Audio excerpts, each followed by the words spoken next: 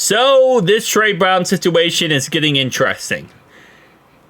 Let's talk about it. If you don't know who Trey Brown is, you probably do, but he is our personnel executive for the Bengals. He's one of the guys in the front office that actually knows what the hell they're doing, and he does it very well. It's one of those situations where every single year it feels like somebody tries to take him from us because they want him as a GM. He's that good. Like, he actually gets the job done very well. So we're in the situation every year. This year, though, it seemed like there was a good chance we were going to lose him, which really freaking sucks. Because the Jets, right now, when they're going through the turmoil and they're losing all their assets, they were interested in him. Good thing is, yesterday, it seemed like they were going to hire the Broncos assistant GM.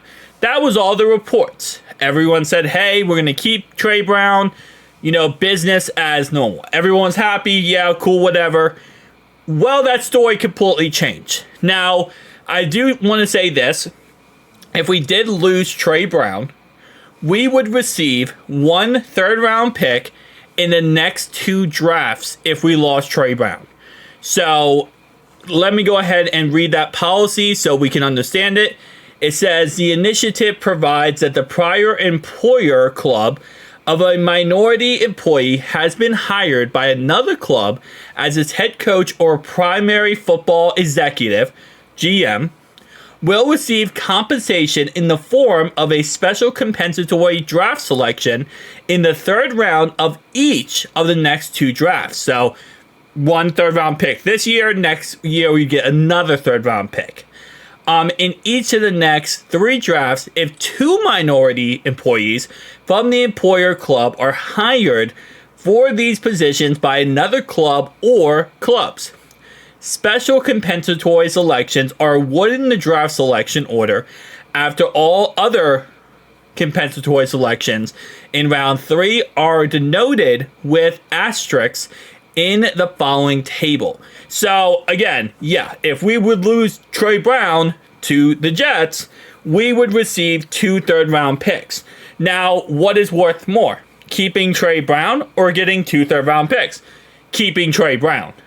Like, I can't put enough emphasis on the fact that this guy actually does a really good job.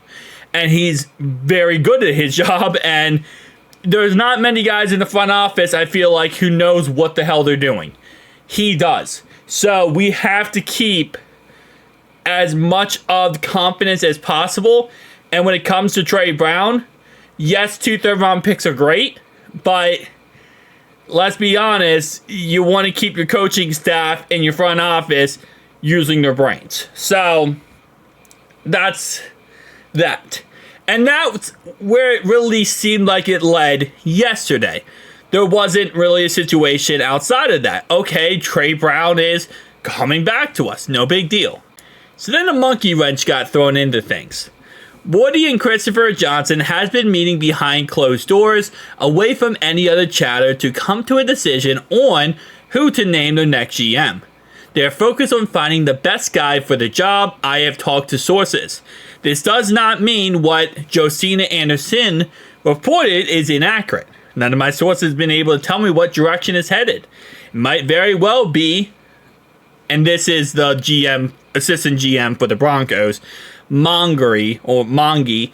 That is the guy that was assumed to get the GM spot and assumed to be the guy, right? And now it's all up in the air. As Josina said, but with no formal decision announced to the candidates, my Jet sources are extremely tight-lipped. Yeah, so it's a mess. It's really a mess right now. We don't know what's going to happen. We don't know what direction it's going to head. In the end, we might end up losing Trey Brown. What I would assume is that they had a decision worked out. Now, I don't think this is a situation where the Jets had, like, hey, we're going with, the Broncos assistant GM, and then Woody Allen's son goes, excuse me, but in Madden, Trey Brown's actually better. I don't think a situation like that happened, but they're dysfunctional, okay? The Jets are dysfunctional. We'll have to wait and see what ends up happening, but we are kind of the downside of having to have to work here with a dysfunctional organization. Because they're dysfunctional, we got to deal with the consequences, and it sucks. But hopefully, something gets worked out soon, because I want Trey Brown back. I want him back. Again, I would love to have 2 third-round picks, one this year, one next year, but I'd rather have Trey Brown. Trey Brown is a really good asset to our organization, and we can't afford to lose him. As I've said many times, we are in a direction next year where we can win a Super Bowl. This offseason is very, very important. And while a third-round pick is nice, remember, Jermaine Burton was a third-round pick.